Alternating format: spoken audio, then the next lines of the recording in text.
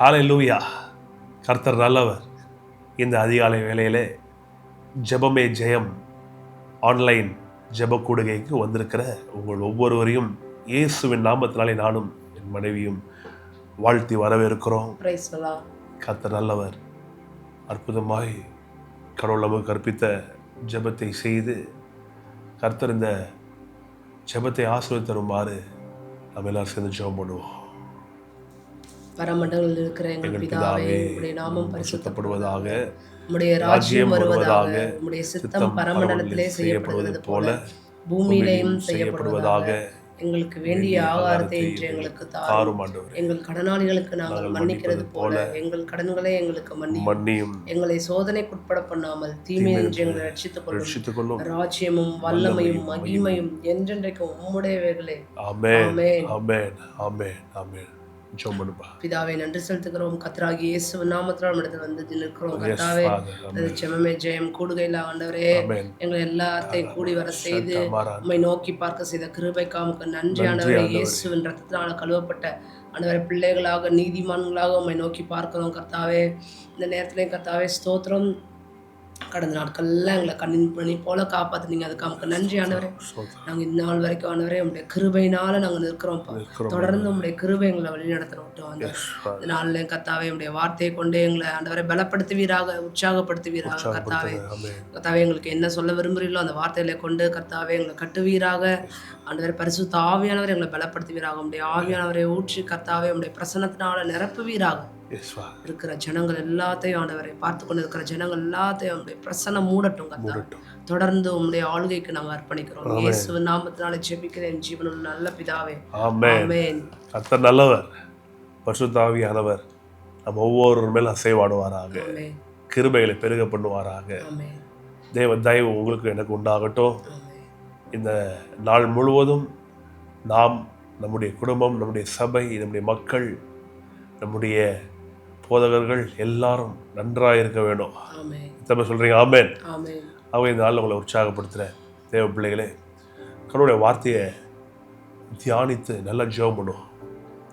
கடந்த நாட்களில் நாம் உபாகமம் 28 14 வசனத்தை ஒவ்வொரு வசனமாக தியானித்தோம். எத்தனை பேர் விசுவாசிக்கிறீங்க உண்மையாகவே கர்த்தர் ஆசீர்வதிக்கிற தேவன்? செழிப்புன்றது அது ஒரு நிறைவு, எல்லாவற்றிலும் செழிப்பு. 3:2 வாசிக்கிறோம், பிரியமானவனே ஆத்மா வாழ்வது போல எல்லாவற்றிலும் வாழ்ந்து எல்லாவற்றிலும் செழிப்பாக இருந்து. ஆங்கிலத்தில் அப்படிதான் வருது.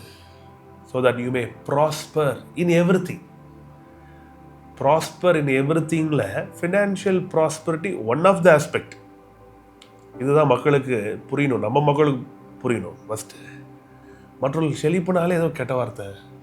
செழிப்புனாலே இல்லை, செழிப்புனா அதான் சொல்கிறேன் பாருங்க, கர்த்தருடைய ஒரே சித்தம் செழிப்பு தான் அப்படின்னா நம்ம ஆட்களே அப்படியே கொஞ்சம் ஒரு கலகாகுது. இல்லை, கர்த்தருடைய ஒரே சித்தம் பொருளாதார செழிப்பு தான் அப்படின்னா தான் அது முழுமை கிடையாது. கர்த்தருடைய செழிப்பின் திட்டத்தில் பொருளாதார செழிப்பு அடங்கியிருக்கு.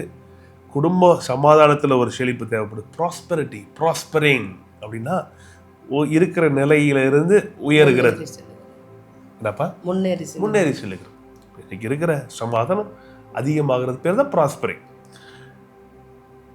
மே யூ ப்ராஸ்பர் இன் எவ்ரிதிங் அப்படின்னு 3:2 பார்க்கிறோம்.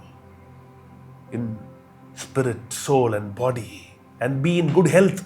அப்போது ஆண்டோடைய ஆசையே நீங்கள் சுகமாக இருக்கணும், செழிப்பாக இருக்கணும், பொருளாதாரத்தில் சரி, எல்லாவற்றிலும் சரி. உங்கள் குடும்பம் நல்லா இருக்கணும், உங்கள் திருமணம் நல்லா இருக்கணும். அதனால் இன்னிலிருந்து ரொம்ப ஒரு விசேஷமாக ஒரு காரியத்தை பார்க்க போகிறோம். எல்லாருக்கும் ரொம்ப சந்தோஷமாக இருக்க போகுது. எனக்கு என் மனைவிக்கு ரொம்ப சந்தோஷமாக இருக்க போகிறது. we are going to speak about marriage and family. திருமணமும் குடும்ப வாழ்வை பற்றியும் பேசி ஒவ்வொரு குடும்பத்துக்காக ஜெபிக்க போகிறோம். ஒவ்வொரு குடும்பம், ஏன்னா நீ பார்த்தா ஊழியக்காரங்க போய் ஃபேமிலி கோர்ட்டில் நிற்கிறாங்க டைவர்ஸ்க்காக, விசுவாசிகள் போய் நிற்கிறாங்க ஃபேமிலி கோர்ட்டில். குடும்பம்னா எப்பேற்பட்டது, திருமணம் எப்பேற்பட்டது, குடும்ப வாழ்க்கை எப்பேற்பட்டது, இதெல்லாம் சபை போதிக்க தவறிடுச்சுன்னா ஆளாளுக்கு ஒவ்வொரு விதத்தில் போக ஆரம்பிச்சிடுறாங்க. அதனால தான் நம்ம இதை பற்றி பார்க்க போகிறோம். பார்க்கறது மட்டும் கிடையாது, இதை கேள்விப்பட்டு வேதத்திலிருந்து நாம் கற்றறிந்து ஜெபிக்க போகிறோம். ரொம்ப முக்கியம். ஆண்டவரே, இந்த திருமணங்களை ஆசீர்வதிங்க, உங்கள் குடும்பத்தை ஆசீர்வதிங்க. எஸ், ஜெபிக்கிறது நல்லது. ஆனால் நான் ஒவ்வொரு முறையும் சொல்கிறது தான், விசுவாசம் உள்ள ஜெபம் அற்புதங்களை கொண்டு வரும். விசுவாசம் உள்ள ஜெபம் பிணியாளிகளை ரட்சிக்கும். விசுவாசம் உள்ள ஜெபம் பொருளாதாரத்தில் செழிப்பை கொண்டு வரும். விசுவாசம் உள்ள ஜெபம் அற்புதங்களை கொண்டு வரும். முக்கியமாக என்ன கேட்டிங்கன்னா, என் மனைவி கிட்ட கேட்டிங்கன்னா நாங்கள் சொல்லுவோம், இருக்கிறதுலே பெரிய பொக்கிஷம், பெரிய ஆஸ்தி, பெரிய சொத்து கர்த்தர் கொடுத்துருக்க குடும்பம். கர்த்தர் எனக்கு கொடுத்துருக்க பெரிய கிஃப்ட் என் மனைவி. மனைவி சொல்லணும், உங்களுக்கு கொடுத்துருக்க பெரிய கிஃப்ட் யாரு? என் கணவர்.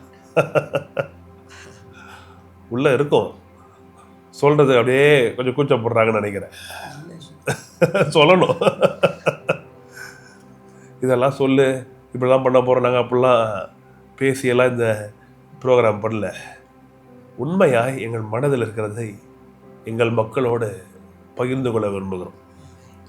வேதத்தின் அடிப்படையிலும் கர்த்தருடைய வார்த்தை என்ன சொல்லுகிறது என்பதை ஆராய்ந்து பார்த்து நாங்கள் எப்படி இதை நாங்கள் எங்கள் வாழ்க்கையில் அபியாசப்படுத்துகிறோம் என்பதையெல்லாம் விசுவாசித்து இதெல்லாம் உங்களுக்கும் சொல்லிக் கொடுத்து நாங்கள் எவ்வளோ சந்தோஷமாக இருக்கிறோம், நீங்களும் எப்படி சந்தோஷமாக இருக்க முடியும் அப்படின்றத நாங்கள் சொல்லிக் கொடுக்கலான் இருக்கோம். முக்கியமாய் எல்லாம் தெரிந்து நம்ம என்ன பண்ண போகிறோம்னா, அதிகமாய் ஜெபிக்க போகிறோம். ஏனென்றால் ஜெபமே ஜெயம், விசுவாசம் உள்ள ஜெபமே ஜெயம், வார்த்தையின் அடிப்படையில் ஜெபிக்கிற ஜெபமே ஜெயம். இந்த ஜெயம் உங்கள் வாழ்க்கையில் முக்கியமாக உங்கள் திருமணத்தில் உண்டாக வேண்டும் என்று நான் விரும்புகிறேன். ஆகவே முதலாவது திருமணம் பற்றி தெரியணும்னா, இது கர்த்தர் ஏற்படுத்தின ஒரு அற்புதமான ஒரு இன்ஸ்டிடியூஷன், கர்த்தர் ஏற்படுத்தின. ஆகவே கண்டிப்பாக நம்ம எங்கே போகணும்னா ஆதியாகமத்துக்கு தான் போகணும் இதை பற்றி தெரிந்து கொள்வதற்கு. Marriage is of divine origin. இது மனிதன் கண்டுபிடித்தது கிடையாது. கர்த்தர் மனிதனை செம்மையானவளாய் படைத்தார்னு வேதம் சொல்லுகிறது. மனிதனை செம்மையாய் படைத்த தேவன் பாவத்திற்கு முன்பாக திருமணத்தையும் செம்மையாய் படைத்தார். அதனால தான் ஒரு ஆதாமுக்கு ஒரே வாளை படைத்தார். அதுக்கப்புறம் நடந்த கோளாறுகளுக்கெல்லாம் கர்த்தர் பொறுப்பு கிடையாது. ஆபிரகாம் எத்தனை, தாவீது எத்தனை, சாலமோன் எத்தனை. நான் மட்டும் சாலமோனா இருந்திருந்தேனா, நான் மட்டும் தாவீதா இருந்திருந்தானா, அப்படி கிடையாது. Divine origin. கடவுள் இதை எப்படி வடிவமைத்திருக்கிறார், கடவுள் இதை எப்படி பார்க்கிறார், கடவுள் இதை எப்படி வைத்திருக்கிறார் என்பதை நாம் பார்க்க ஆரம்பிக்கும் போது ஒரு விஷயம் நமக்கு திட்டமும் தெளிவாய் விளங்க ஆரம்பிக்கும். இது ரொம்ப புனிதமானது. இது மனிதன் பாவத்திலே விழுவதற்கு முன்பாகவே கர்த்தர் ஏற்படுத்தினது. இது ரொம்ப சுவாரஸ்யமிக்கது. ஒரு ஆண் ஒரு பெண், 2 வெவ்வேறு உயிரினங்கள் கர்த்தர் ஒன்றிணைத்து அதெல்லாம் பார்க்க போகிறோம். அற்புதமாக ஆழ்வார் எழுதுறார். ஒரே மாம்சம், ஒரே எண்ணங்கள், அப்படியே அற்புதமாய் கடவுளுடைய வார்த்தையின் அடிப்படையில் வாழ்க்கை நடத்தப்படும் போது நான் சொல்லுகிறேன், குடும்பத்தை போல ஒரு குட்டி பரலோகம் நீங்கள் எங்கேயுமே பார்க்க முடியாது. எங்கேயுமே நீங்கள் பார்க்க முடியாது.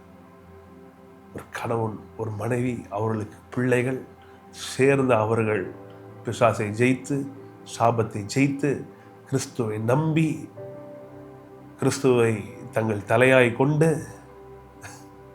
எனக்கு என் மனைவிக்கும் கிறிஸ்துவே தலைவராக இருக்கிறார். நானும் என் மனைவி அவர் இன்னும் அண்டிக்குள்ள எங்கள் வாழ்க்கை ரொம்ப நல்லா இருக்கு. நான் சொல்லுகிறேன், உங்களை உற்சாகப்படுத்துகிறேன், தொடர்ந்து இதை கேளுங்க, உங்கள் வாழ்க்கை ரொம்ப ஆசீர்வாதமாக இருக்கும். ஆதியாகமம் 2:24 ஆண்டவர் சொல்றாரு, இதன் நிமித்தம் புருஷன் தன் தகப்பனையும் தன் தாயும் விட்டு தன் மனைவியோட இசைந்திருப்பான், அவர்கள் ஒரே மாம்சமா இருப்பார்கள். இதன் நிமித்தம் புருஷன் தன் தகப்பனையும் தன் தாயும் விட்டு தன் மனைவியோடு இசைந்திருப்பான், அவர்கள் ஒரே வம்சமாயிருப்பார்கள். ஏவாளை படைத்து கொண்டு வந்து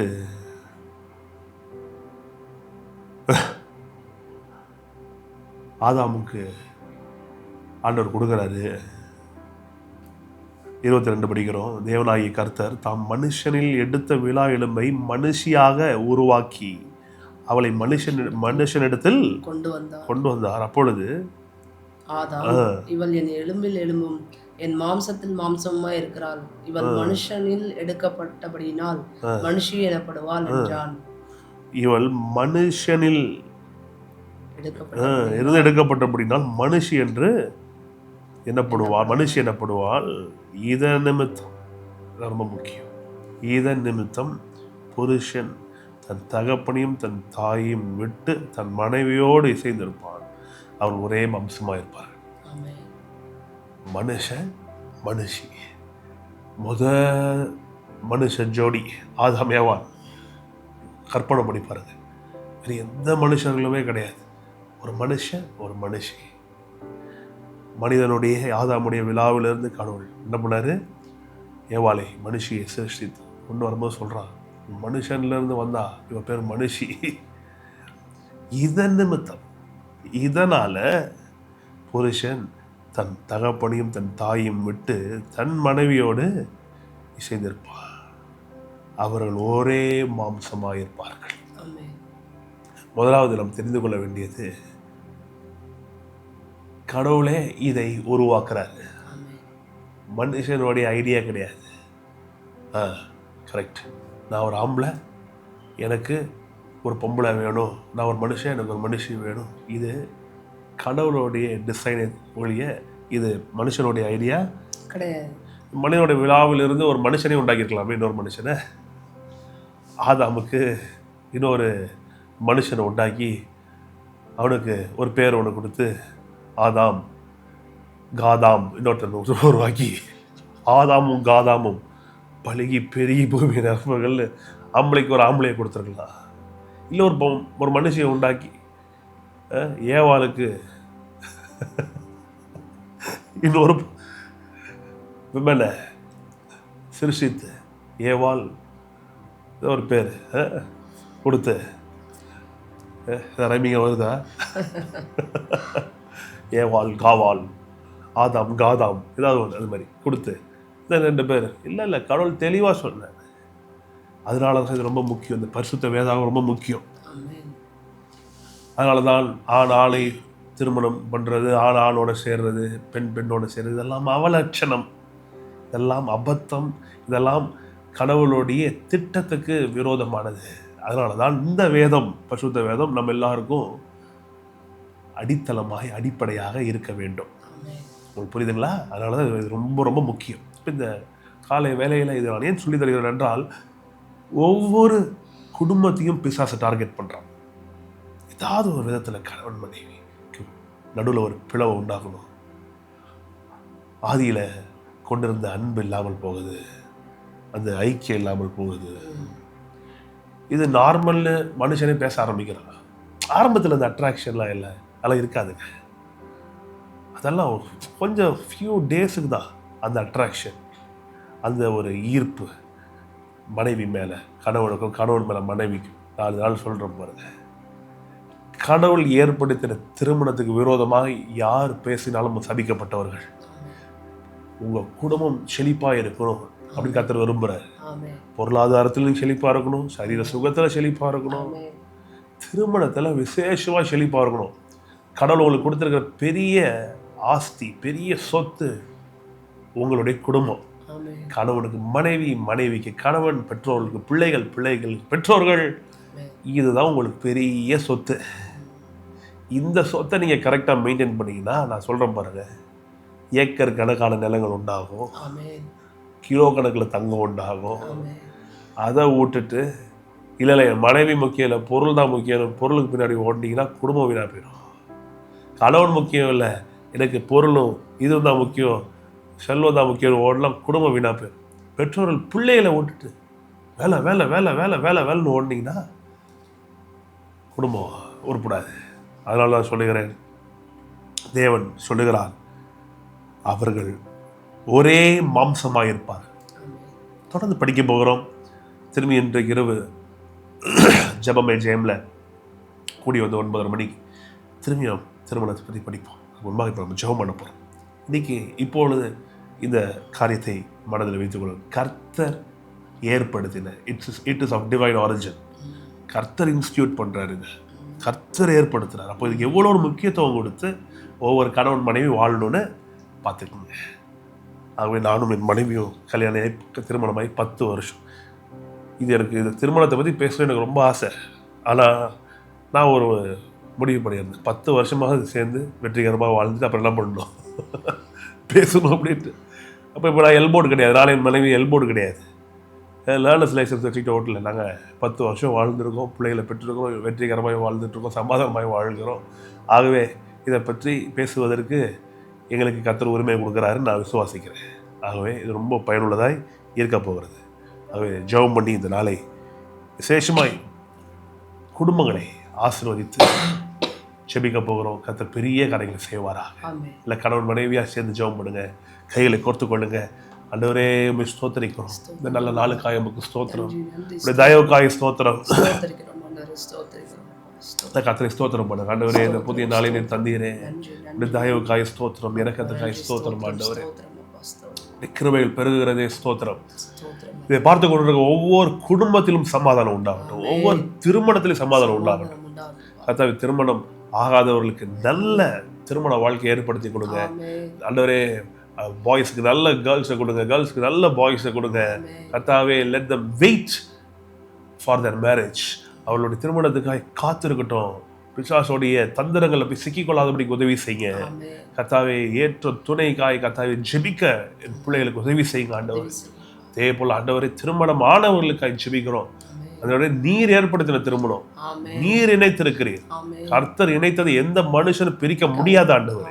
இதை பார்த்து கொண்டிருக்கிற ஒவ்வொரு வீடுகளிலும் கர்த்தாவே திருமணமாகி எத்தனை வருஷமானாலும் சரி, சில நாட்களுக்குள்ளே இருந்தாலும் சரி, பல வருஷங்கள் ஆயிருந்தாலும் சரி, பிள்ளைகள் பேர பிள்ளைகள்லாம் பெற்றெடுத்திருந்தாலும் சரி, ஆண்டவரே இயேசுவின் நாமத்தினால் Lord we bless every marriages in Jesus mighty name. In Jesus name வாழ்ந்திருக்கணும் ஆண்டவரே, குடும்பங்கள்லாம் வாழ்ந்திருக்கணும். டைவர்ஸ் என்ற பேச்சே இருக்கக்கூடாது.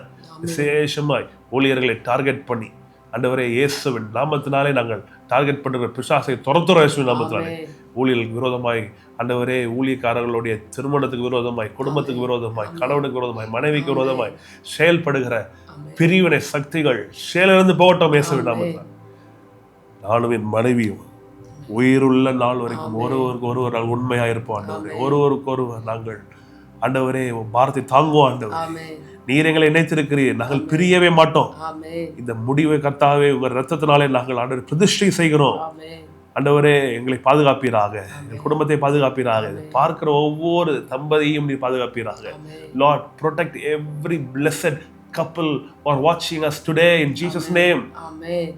Let their marriages be blessed. In Jesus name. அவங்க குடும்பங்கள் ஆசீர்வதிக்கப்பட்டோம், பிள்ளைகள் அவர்களுக்கு குழந்தைகள் உண்டாகட்டும் ஆண்டவரே.